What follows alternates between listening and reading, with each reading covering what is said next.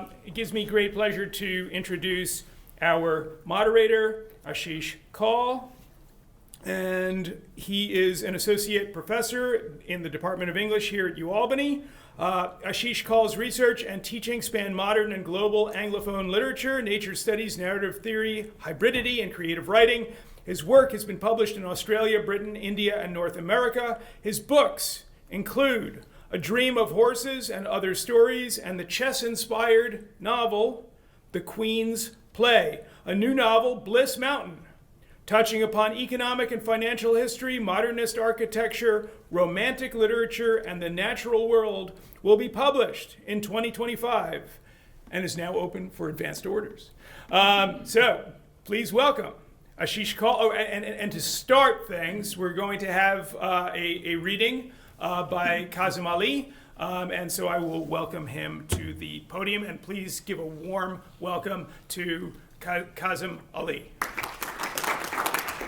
Thank you everyone for coming.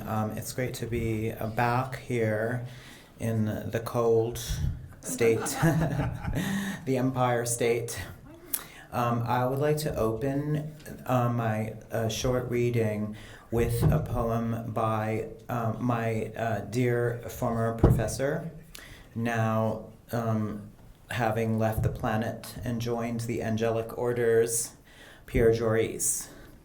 And the poem is In-Betweenness, and we were talking about in-betweenness earlier. Is it a good thing to find two empty pages between the day before yesterday and yesterday, when trying to make room for the blue opera afternoon of today, a Sunday like any Sunday in May? There is no one who could tell or judge though my own obsession with the in-between should dictate the answer. Thus, let me rejoice at being able to insert today between the day before yesterday and yesterday, as if it were the yeast of night allowed these spaces to open. Do not say holes to grow in the spongy tissue of this, my papery time-space discontinuum. Leaven of earth, leaven of writing, of running, writing to earth. In these in-betweennesses that now please as much as the opera in ear that asks, que Dieu vous le rende dans l'autre monde? But the desire is to stay right here in this world, this in-between, even as the sound changes. The radio sings, son vada o resti in tanto nor partire di qua. Exactly my feeling, sheltered on these pages, now filled and pushing up against yesterday.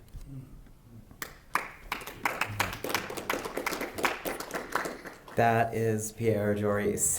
Thank you for listening.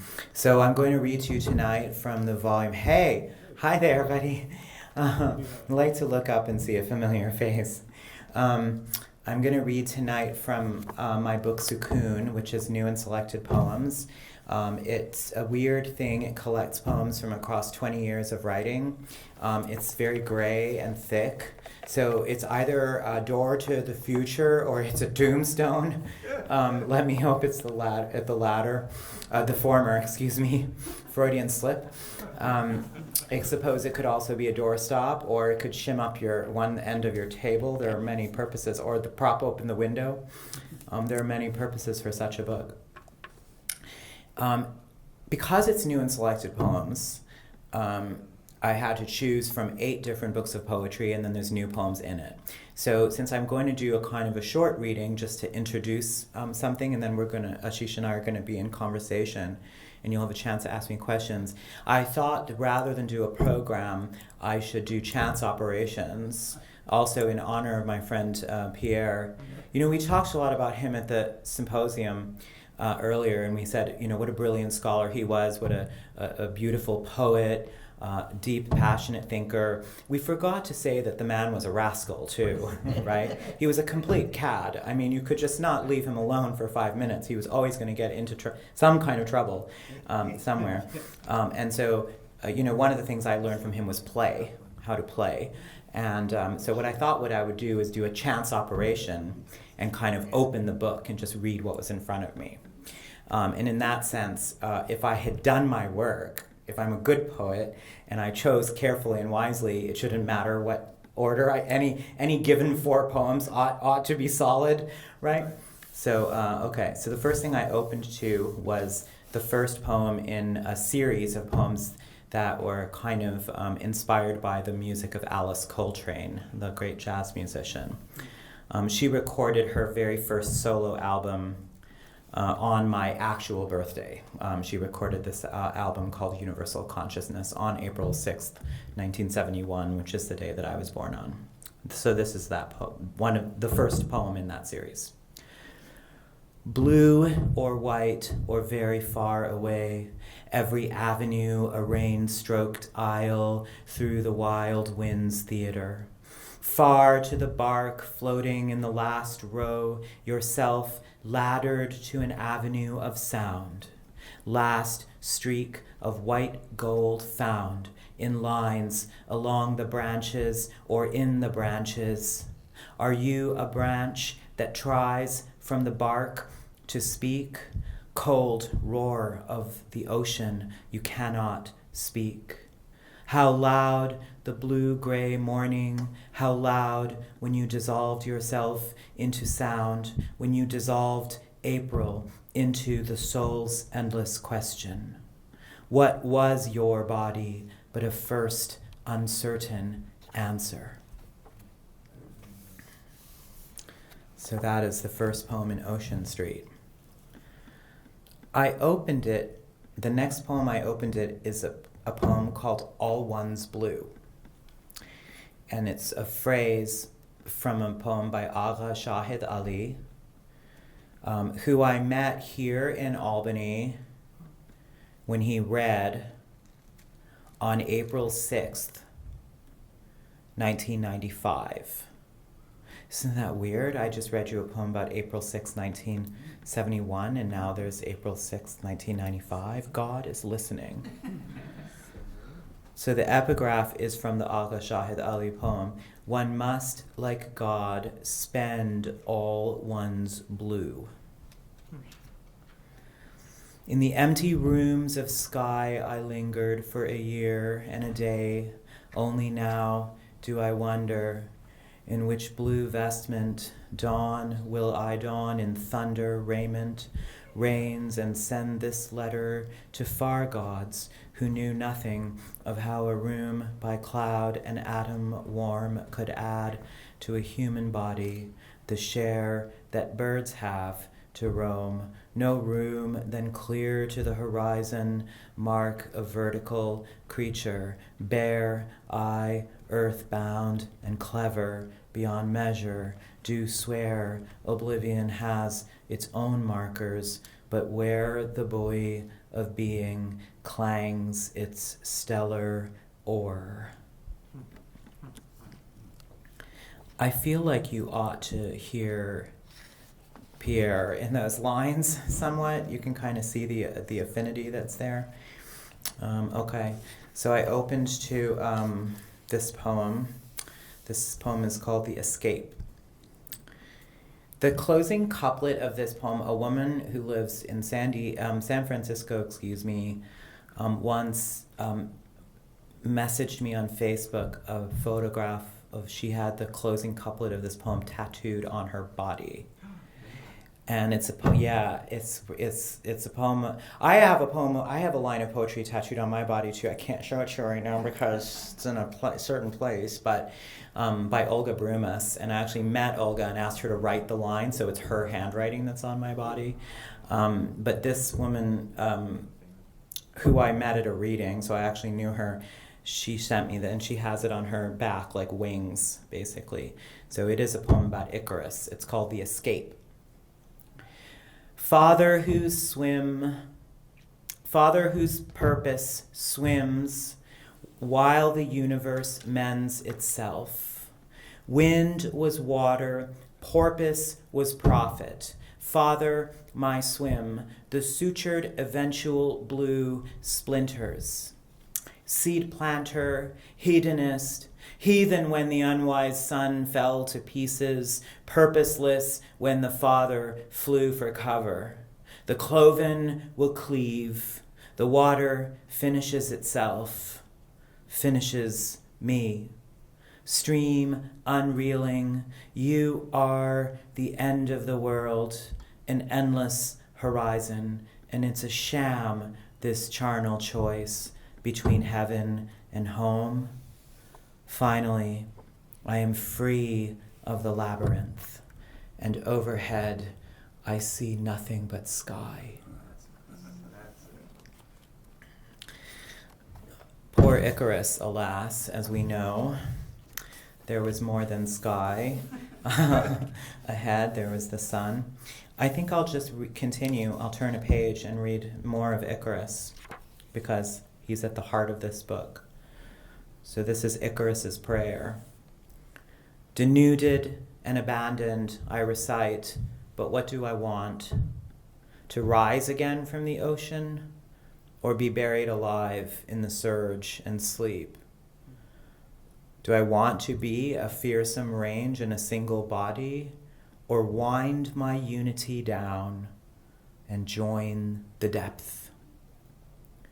I am missing in action, ghost-like, bobbing in the distance, singing psalms to terrify myself into deciding. So long, liberation. My time in the world was only a gesture. My body, a lonely stranger, an ache I never knew. Alas, thank you. So this book, Skyward, which came out in 2013 and has most of these poems in it, included a lot of Icarus poems. And by the end of it, hi there. By the end of the Icarus, some old friends are coming through here and there. I used to work for the State Student Association at the time. We worked downtown in Albany advocating for SUNY funding, and it was the Pataki years, so we were struggling against some cuts to the budget. And Melissa, who just walked in, her mom was my coworker. And Melissa was just a little girl, like 10 years old, did we decide you were? Yeah. And then yesterday we went out for martinis, so time changes. So at any rate, by the end of the book, at the end of Icarus's myth, he dies, right? He drowns. But since I was making this myth of Icarus as the gay son, and he was me, I needed to give him a little bit of it's a cliffhanger ending. I mean, things do look dire for him, but at least he's got a fighting chance. So this was the last poem in the book, Skyward, about Icarus, and it's called Confession. I know I was only 2 poems in and I abandoned my constraint of chance operations, but it's madness in here. Okay, so this poem is called Confession. I'm drifting now, cold and stolen, the sun-bound one, giving lie to the myth that I fell. That was only a story spun to warn back heathen suns who burned too brightly. I saw the feathers flutter down like pages from the old man's book, and, to be honest about it, dead scared of heights, I am the wrong boy for the job of proving gravity's limit. But wings are small things, invented by men who could not but cut the cobalt sky from the sapphire sea, while I want to weave blue and blue together. So when the feathery pages sink, damp beneath the waves, the ink streams clear to nothing, and the story goes, I drowned. But dear God, Father of light, I must excuse myself from the formula. Nothing adds up to me, an equation desperate to be solved. I abandoned both wings and sun for the blue direction. And I swear by the flowers in my mouth, I will find some place on this earth that knows me. Thank you. Thank you. Okay, I should go back to my constraint, right? To stay in my time, I'm going to do 2 more poems, perhaps. So one of them I know what I want to close with, and then the other one should be open to a page. Oh, I've opened to the middle of a 15-page long poem, so I have to try again. I opened to another very long poem. This book has very long poems in it that are many pages long, and then it has a bunch of short poems. So now I open to the one that I wanted to end with, so I think that's the signal that I'm just going to read this last poem to you, and then we'll have our conversation. So I did mention to you that I wanted to leave Icarus at this sort of cliffhanging moment in that 2013 book. And when I did this book that came out in 2023, so it's 10 years later, I was turning 50, and we only ever know Icarus as a boy. He never has a chance to grow up. But I'm Icarus. So I wrote this poem, and it's called Icarus Turns 50. And I like to read it to you as the closing poem of my reading, because I think what you heard earlier was a very lyrical line and a rhythmic line, and that is mostly what I do. But as I wrote this poem, it actually came out like very prosy and tonally more flat and ordinary. And the other poems, they always have these kind of dramatic flourishes at the ending, and this one ends really flat. It ends like on a downbeat almost. So it was a shift and a change for me, but it also represented to me what it might be like. What might it be like to survive such a thing, and what might joy look like for a person who's had a really dramatic young adulthood. What is it that you dream of? And so here's Icarus Turns 50. Crudité and crackers. That's how my own myth starts. I'm slicing cucumbers when the phone rings with that ominous tone of a call you are not expecting. It's happened, I think. He's gone, and I wasn't there. And then comes his voice, alive and unbothered, same as it was, maybe a tiny bit more gravelly. Beta? And haven't I imagined this moment 108 times before? Once for each turn in that Minoan maze, one for each feather individually affixed to my back. Sometimes I am silent and wait for him to speak. Sometimes I hang up on him. Sometimes I'm angry and start yelling. Sometimes I start crying. But in none of them do I do what I do now, which is to respond conversationally, as if it hasn't been decades since the labyrinth. Dad. A lifetime since I entered the blue deep, since choking to the surface, treading water and scanning the thudding horizon for whatever rescue by bird or boat I thought would come that did not come. Perhaps it is not surprising that I grew up ordinary, son of a great genius, a once rash, once lad who dared everything to feel fire, to be exceptional, to reach the sun, to see what fish flickered beneath the dark surface. He begins in the middle of a sentence, like he always did, talking about the virus and grocery delivery and what's happening with my cousin's youngest son, who has decided to drop out of college and become a DJ.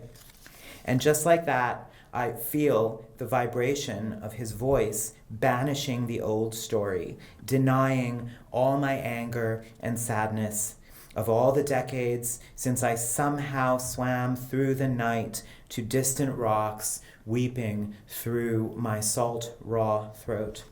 And so what is there to say? I ask him what he shopped for. And he says they don't have any Weetabix.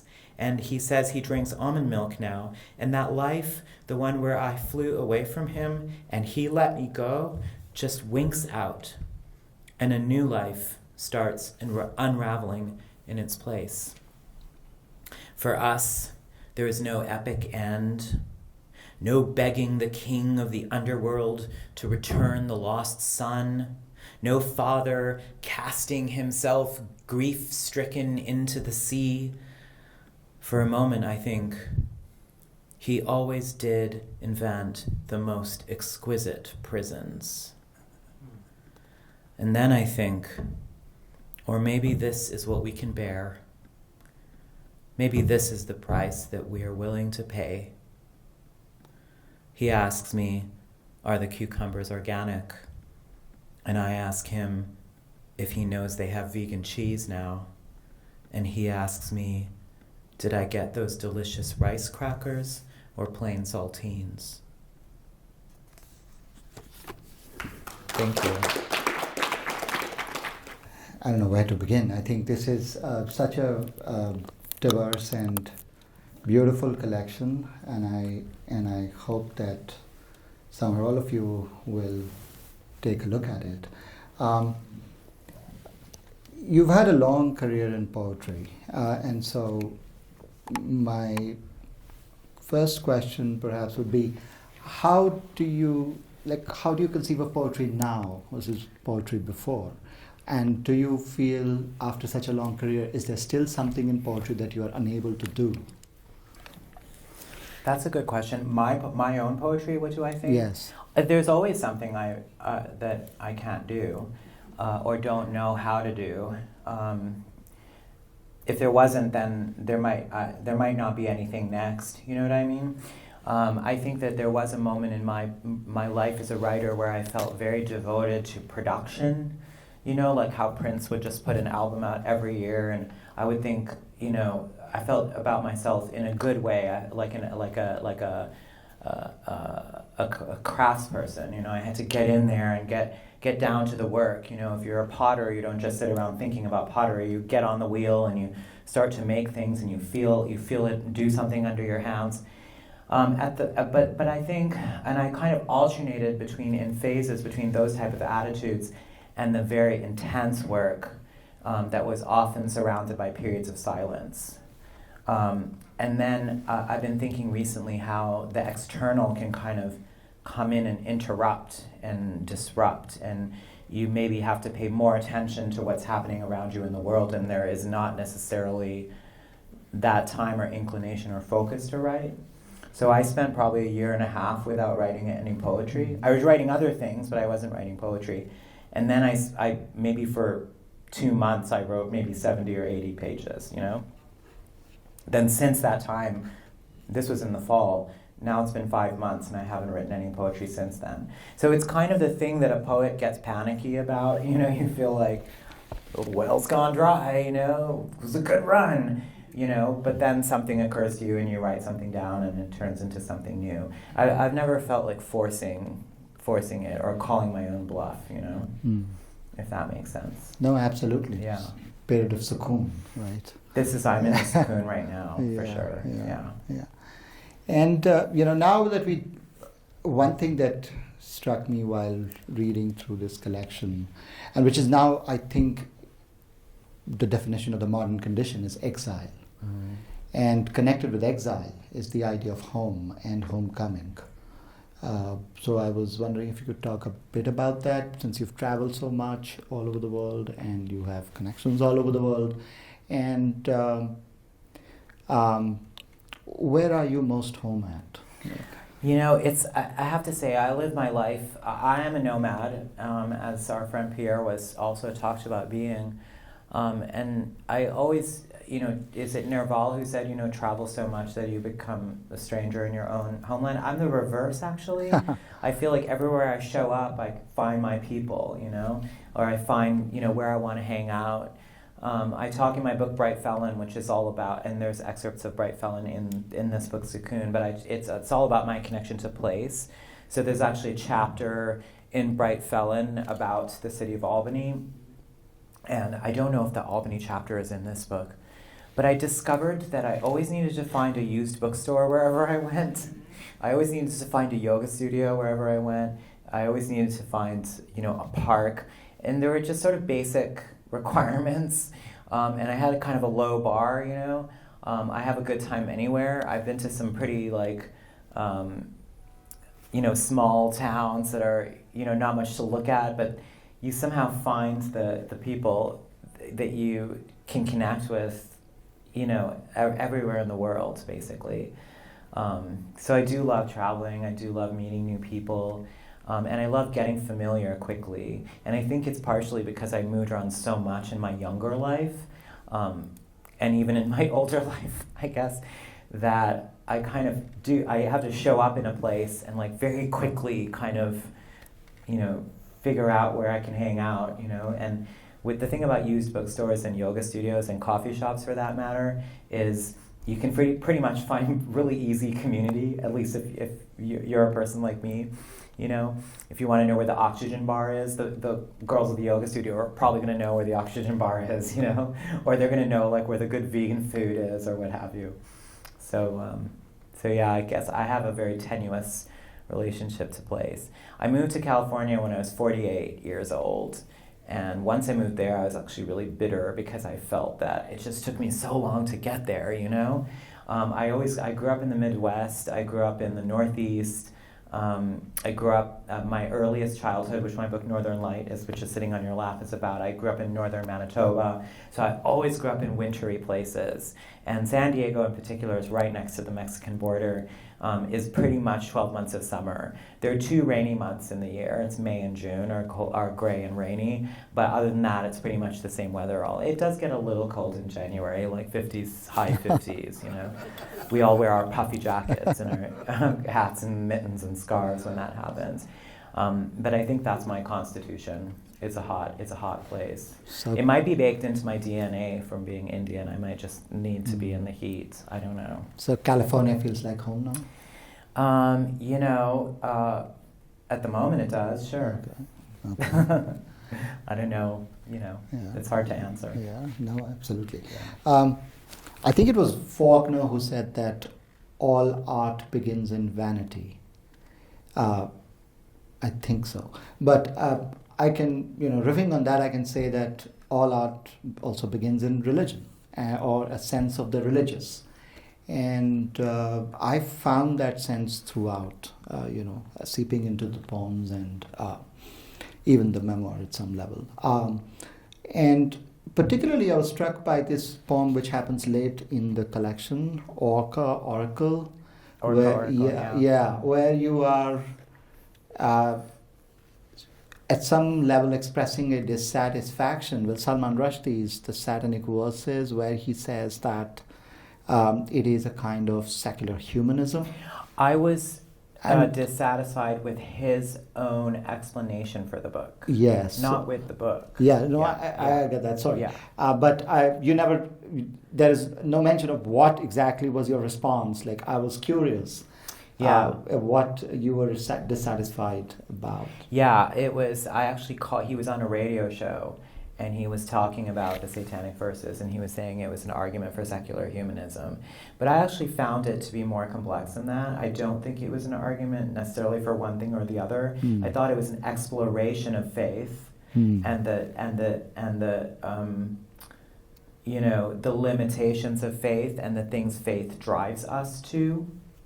Because if you are a sincere believer of faith, but that faith leads you to jumping onto a stage and violently attacking a 75-year-old man with a knife, then I'm going to venture to say, we should talk about it a little bit, And it's I am Muslim, so I don't want it to be thought of as specific. I'm not saying there are racist people who say Islam is inherently a violent faith. I mean, of course it is racist to say that, and it's untrue as well.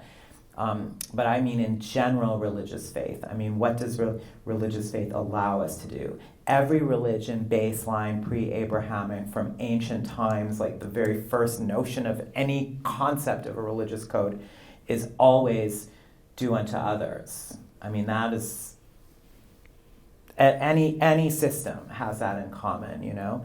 All the additional, the inside, the outside, the hierarchy, that these people are less than, you have to believe this, that's all just power, or, you know, that's all, you know, it's equivalent to government, you know, it's not, there's nothing too spiritual about it, you know, that's my feeling anyways. So in the beginning I was really interrogating, probably my first 2 books, I would say most overtly, really interrogating some of the trappings of Islam and some of the tenets and beliefs. I mean, that was my vocabulary, that's how I was raised. If I was raised Christian, I would have been writing about Christianity. I mean, I was questioning and trying to understand things. And then I think I didn't really become autobiographical in my writing, but maybe I was interrogating on a wider, you know, my philosophical basis became a little wider. And it was probably around 2000, my first book first book of poetry came out in 2005, second book was 2008, third book was 2009. It was probably around 2011 when I was writing the poems that became Skyward, with all the Iqra stuff in it. I did an interview with Ilya Kaminsky, who is editing an anthology of poets who write about faith. And the anthology was called, it's interesting, it was originally called Barbarians at the Gate, and then they changed it to be called A God in the House. And I thought it was interesting, the external and the internal about that, and I like that article, A God in the House, whoever that might be. But we were doing this interview, and the interview was one of those, in the book, if you get the book, they're all just essays. Because it was one of those interviews where he was asking the questions to prompt your responses, but then in the transcription, he always intended to, he explained that at the beginning, he edited himself out, so it's only my voice there. So that was also something else, it's weirdly disembodied in a way, this meditation on religion. And in that interview, I kind of thought, the more you talk about religion and your responses to religion, the more fixed your ideas get, and maybe more calcified, and maybe that is the thing that leads to trouble. So I thought, if I don't talk about it anymore and I just think about it, that might be better. And so I kind of made this conscious. When I first got published, I was a little bit of a circus act, because people were wanting to do this thing of like, we're going to do an interfaith poetry reading. We're going to have a Christian poet, a Jewish poet, and a Muslim poet. You know, leaving out the non-Abrahamic faiths, of course. But and I was always the Muslim poet. I mean, it was like for years I was doing these events, or there would be these panels or talks, and it would be like, okay, we want Kazim to come and talk about poetry and Islam. And so on the one hand, I was kind of getting tired of like that directing of my my life as a creative artist, but I also started thinking, like, I don't know what I think anymore, you know? I'm not sure about all of this stuff. I'm living in doubt. I also read an essay by Fanny Howe, who is a poet and a practicing Catholic, and the essay is called Doubt, and it's about doubt as a religious practice, basically, to question things. I mean, this is inherent in some Jewish intellectual traditions, the concept of questioning and arguing. And so I thought I needed to lean into that more. And so I kind of veered away in my work. I don't much write about that stuff anymore. At least that's what I think. Someone at one of my readings in the Q&A period, when I said that, they were like, that's absolutely not true. You're still writing about it all the time. And I was like, but I don't use the word God. And they said, but you do in this poem, and in this poem. So we don't always know what we're doing ourselves. I don't think it's a bad thing. I think it's a great thing to have that kind of discussion about at least faith and doubt but one can't escape one's own obsessions as an artist. You know, like you just go in the direction that you are led. I think visual artists understand this perfectly. You know, they stumble across some kind of concept or visual metaphor, and then they just really work it. You know, they go in deep on that one thing. And I feel like writers are always running away. They feel like, okay, I did that. I want to do something different next time. They don't often understand the concept of like maybe lingering in a certain mode or trying. I'm equally guilty of that. Do we have questions? Can you talk a little bit with teaching? Yes. How do they work? Good question. Well, I was startled to find out. I always thought that the teaching life was good for the writing life, but I became an administrator for a brief moment. For 3 years, I chaired my department, and it's a huge department, so I didn't actually teach the years I was chairing. And I was startled to realize I wrote much more when I wasn't teaching than when I was teaching. And it was actually the first time. So I graduated from University of Albany in 1995 with my master's degree, but 93 with my undergraduate degree. And I immediately started working, but I worked as a social justice organizer. I worked for the State Student Association that was down on Lark Street. And it was not a Monday through Friday 9 to 5. And then I did all these other things. Then I went back to grad school. There were 10 months of my life. It was February of 1998 to December of that year that I worked Monday through Friday 9 to 5 in an office. It's the only time I ever did it. And then I had this whole other life. Then here I am, I became chair of the department. I am once again, and very strictly, and a high intense amount of work, doing what's equivalent of a Monday through Friday 9 to 5. And man, I was writing so much. Wow. I would wake up, I early to bed, early to rise, literally. I will go to bed at around 7 or 8 o'clock at night normally. I mean, here we are together, so I'm all right. And then I will wake up at like 3 in the morning, basically. And so I was doing that, and I was just writing, I mean, really, probably 1,000 words a day for the whole time. I mean, it was insane. So I'm not sure.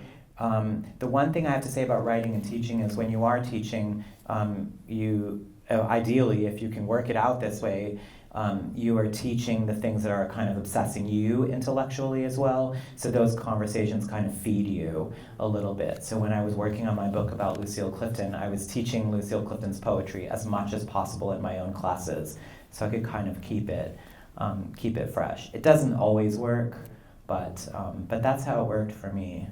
Now I'm currently on sabbatical.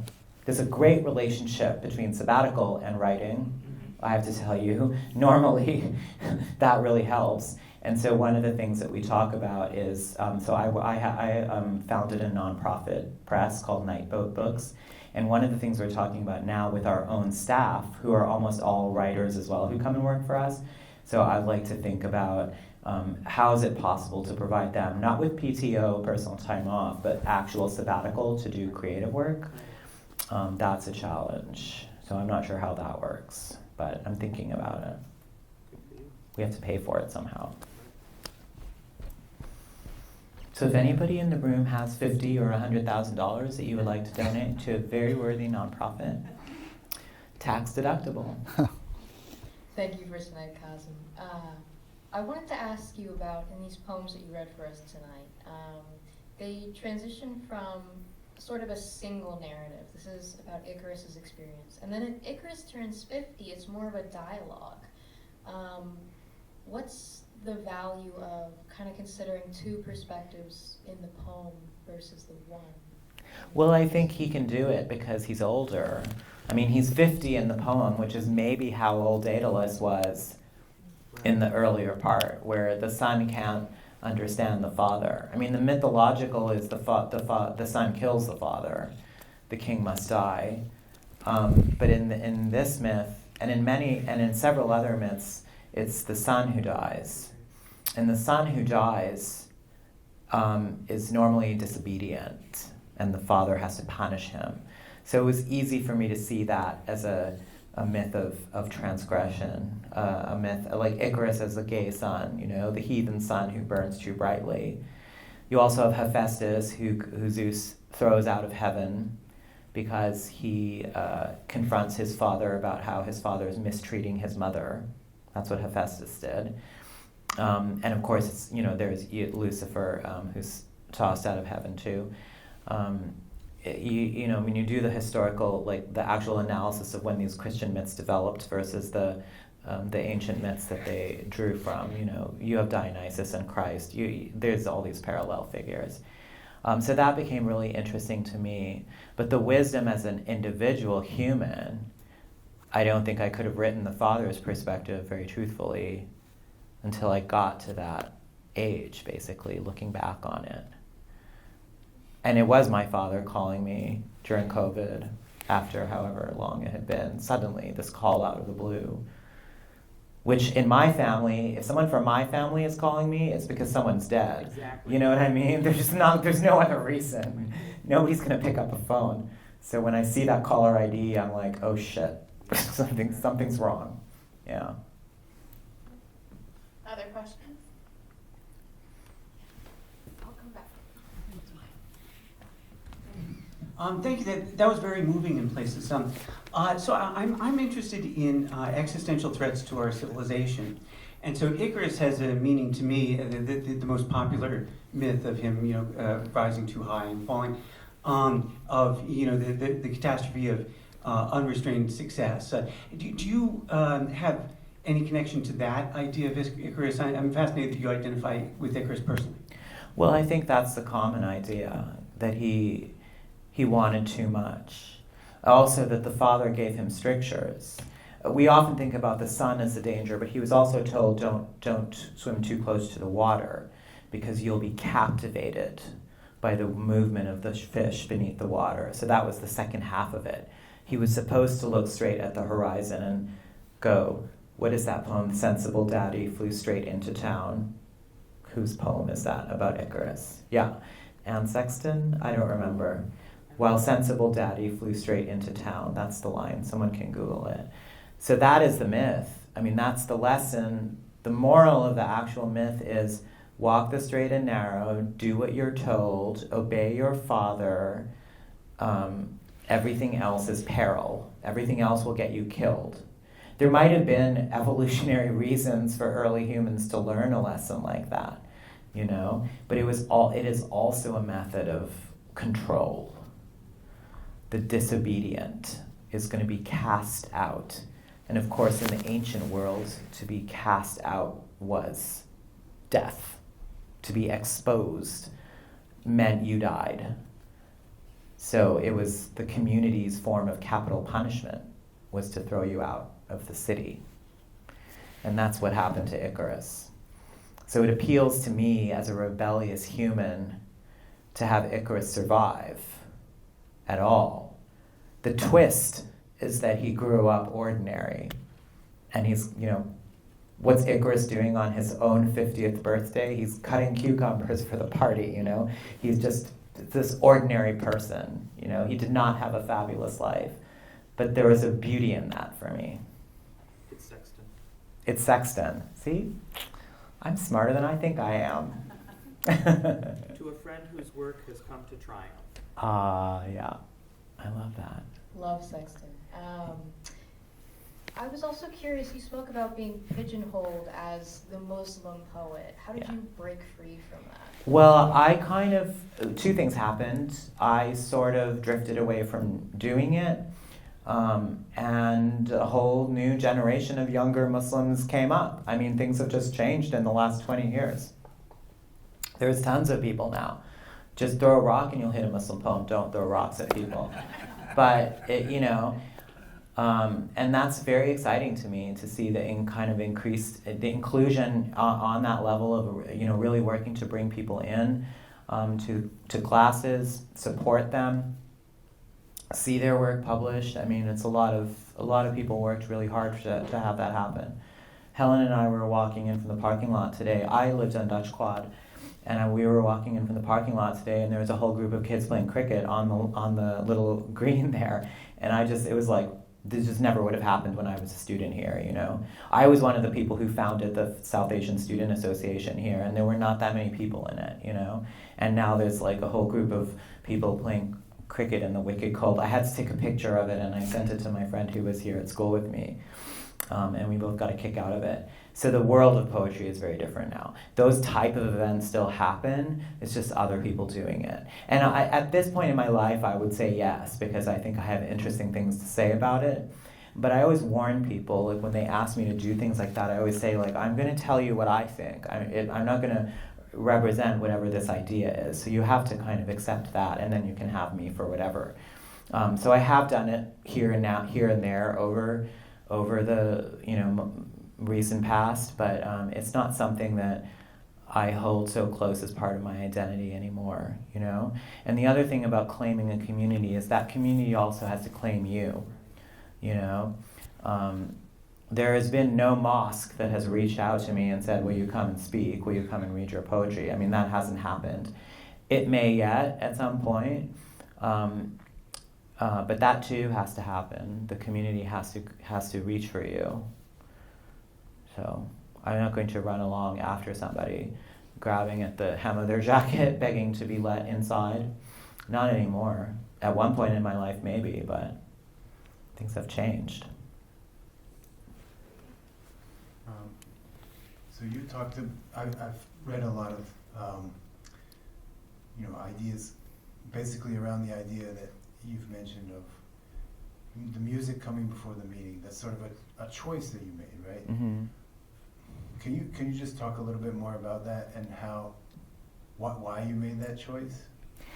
Yes, the music coming before the meaning. I mean, I think I really believed in, and this is a classical kind of philosophical idea from Islam, the notion of, Plato, the Platonic ideal, man is the measure of all things, you know, the intellect, reason, and there's something about the opposite side of things, instinct, even derangement, you know, confusion, bewilderment. Fanny Howe also has an essay called Bewilderment. The notion of being bewildered as rich, creatively rich, finding strangeness, you know, reaching towards the strange. This is what Dickinson did, you know. She would come up against the weird, and then she would just get weirder, you know. She didn't flinch. She looked at infinity, and most of us would flinch, and she didn't flinch, you know. And so I really leaned into that concept a lot, and I found myself led by sound, by error even, by a strange slip of meaning, you know. I really explored also the notion of punctuation and the line break. We talked about that in Helen's class too, with some of my poetry, where it's on purpose decentering in a way, to invite the reader into this uncertain relationship with the text itself, that not being fixed, right? Gertrude Stein said she hated all punctuation except the period. And she said she hated the comma the most. She said the comma was a fascist. It was always telling you what to do, you know. It's always telling you how to read the sentence. So if you look at, and she didn't like question marks or exclamation points either, but she said they were less common, so she didn't have to hate them as much, you know. But what happened in May of 2023 is that my mother passed away, and that was the period of time for a year and a half I didn't write anything.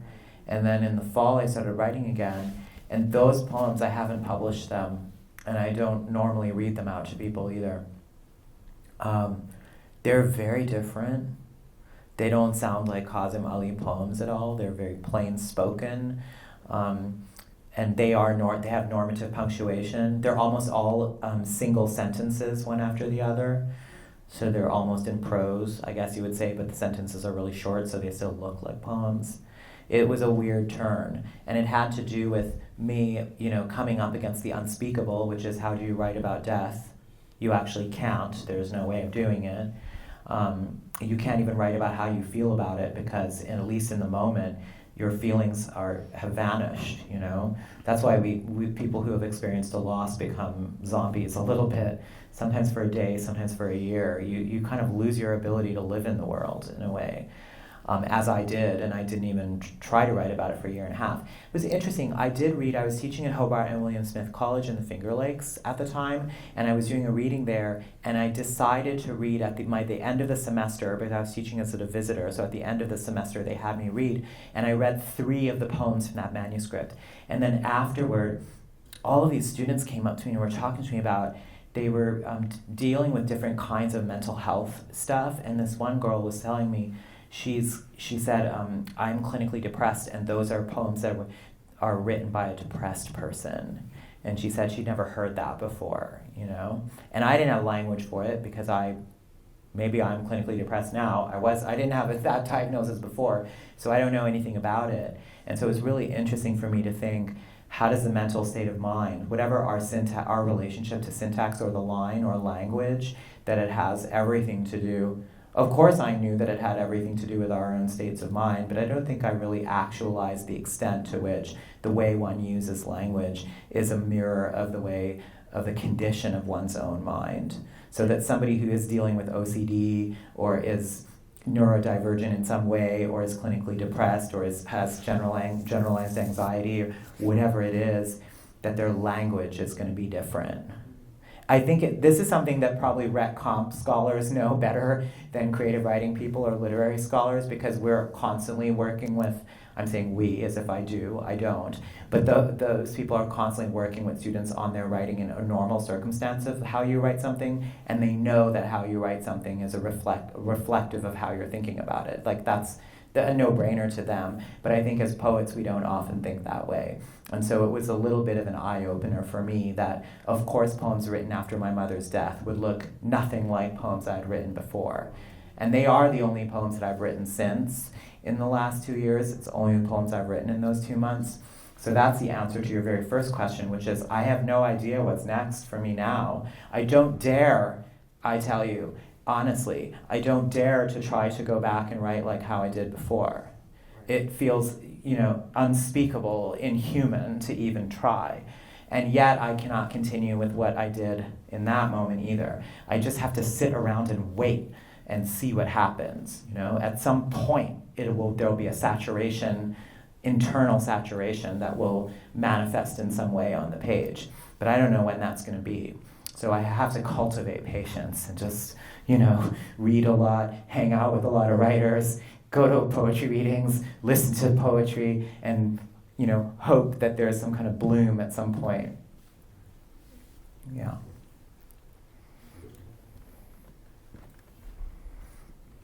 You've been speaking about these fallow periods in your poetry writing, and you even just now referred to yourself as a poet. At this point, I almost think of you as sort of like beyond, like just a writer, right? Like you have Northern Light. You have this I've transcended. You've transcended the genre of poet into writer, but you still sort of think and ground yourself as a poet. I'm wondering what the experience was like of writing a book like Northern Light, and if you see that sort of feeding back into your poetry work or changing your poetry work at all. Because it's such a different book from Sukun or a book like that. Fully. Thank you for that question. When you said transcend, I thought, do you guys watch Buffy the Vampire Slayer? Or Angel? Do you watch Angel? Remember when Cordelia ascended? She just rises up into heaven. She's wearing a white dress. I feel like, that would be fun to just, or Elphaba, just drift away. Yes, Northern Light. So I was working on a book called Silver Road that came out in 2018, which had normative, discursive essays, verse poems, and then kind of prose poem type of passages. So it was a braided book. It alternated forms. And that was when I first started to write about the province, the indigenous nation, Cree Nation in northern Manitoba, where I grew up. So I grew up on unceded treaty land, on the reserve, they say, instead of reservation in Canada, the term is reserve. I grew up on the Cree, Pimichikamak Cree Nation, and it was because my dad was a project engineer on a hydroelectric dam.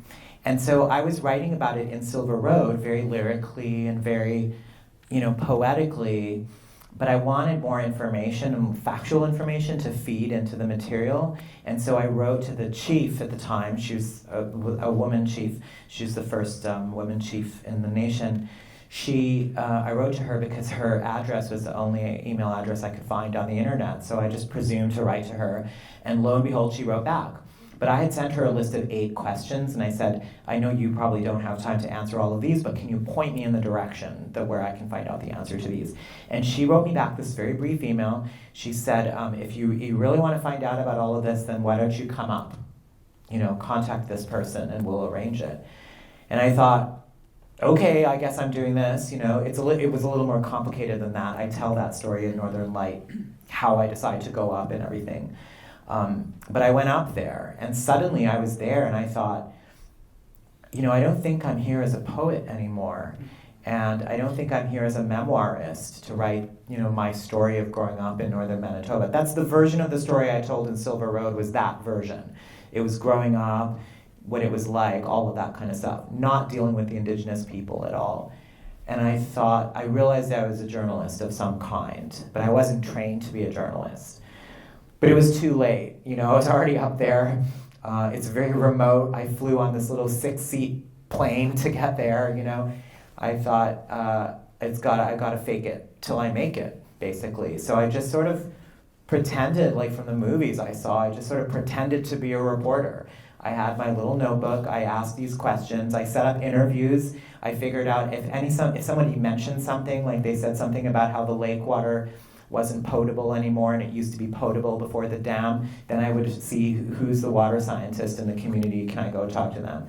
Then the water scientist would mention something about the hockey teams not having enough rink time, and I'd say, okay, who runs the recreation department up here? Let me go talk. I mean, it was really, I felt like I had to act like I knew what I was doing. Then I came home with these little moleskin notebooks filled with my notes, and then I trained, figured out what to do.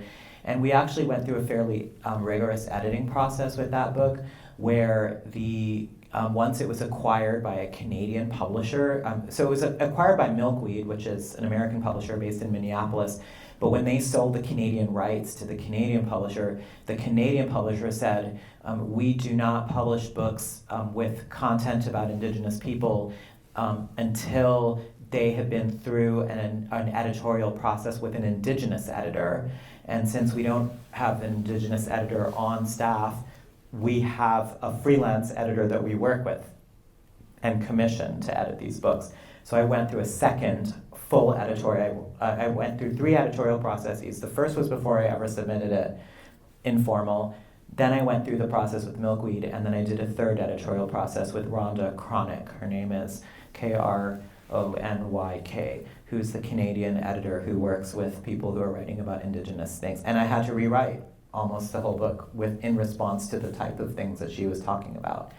So it was a stretch, but I did feel, in answer to your question, it was a case of rising to the occasion, and it was a story it was a story only I could tell, and I was in the unique, perhaps, wrong position of being like a settler, a non-Indigenous person, a brown settler, who was able to write about this dam.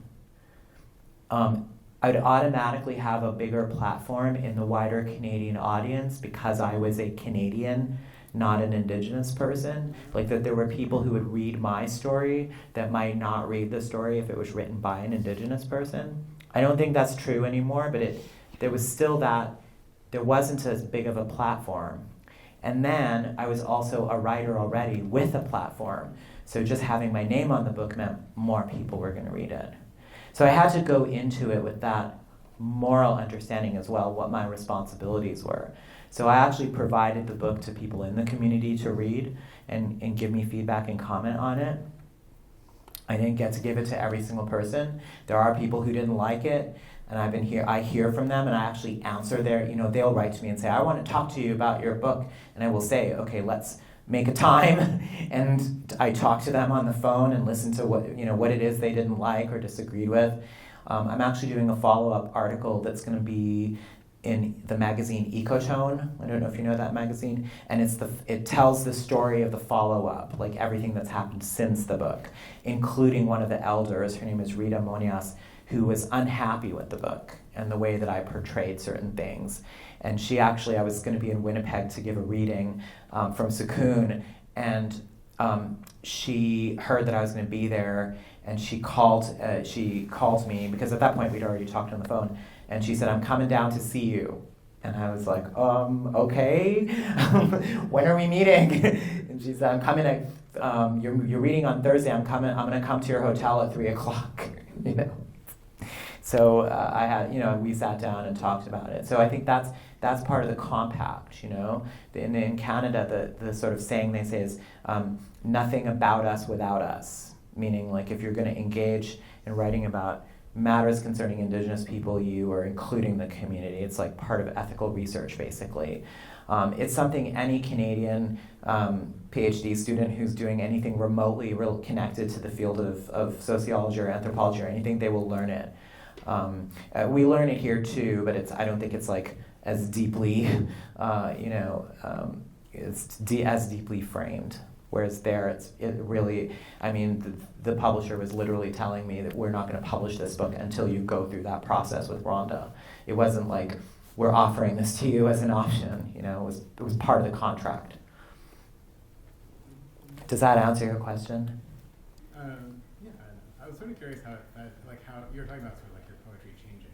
Yeah. I'm wondering if books like that, or I'm even thinking of like Orange Alert, like these books that are very far off of poetry. Yeah. Like, do you see those No, for me they were parallel tracks, and it helps to kind of be doing that and doing this, and I never didn't. It's kind of like changing the channels. Like in the old days, before you could record a show, you would just change channels during the commercial breaks and watch 2 shows at once. So I feel, and we channel surf now, but it's a little cleaner because you don't miss anything. It's kind of more like that for me. I can just change. And that might be, people often say to me like, how are you so prolific? It's because when I get hit a wall over here, I just switch and do this other thing over here. So I can always keep going on a project, basically. And with translating, it's the same way. Like when you have ultimate writer's block, you can't do anything. You can start translating, and that will get you going. Yeah, so I have a translation project that's unfortunately been very backburnered. I really need to get to it because it's been a little too long. But that's always there for me. If I ever run out of steam on anything, I can wake up and open that file and get to work on that as well.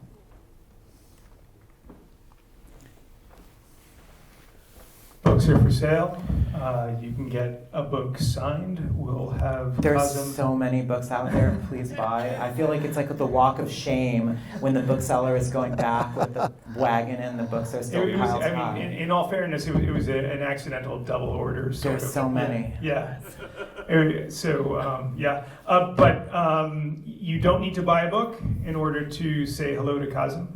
Yes, you do have to buy a book in order to say hello to me. You do. So he flew from Albany to the sun, but he came back to tell us all kinds of amazing things, amazing tales. So please, warm applause for Kazim Ali. Thank you.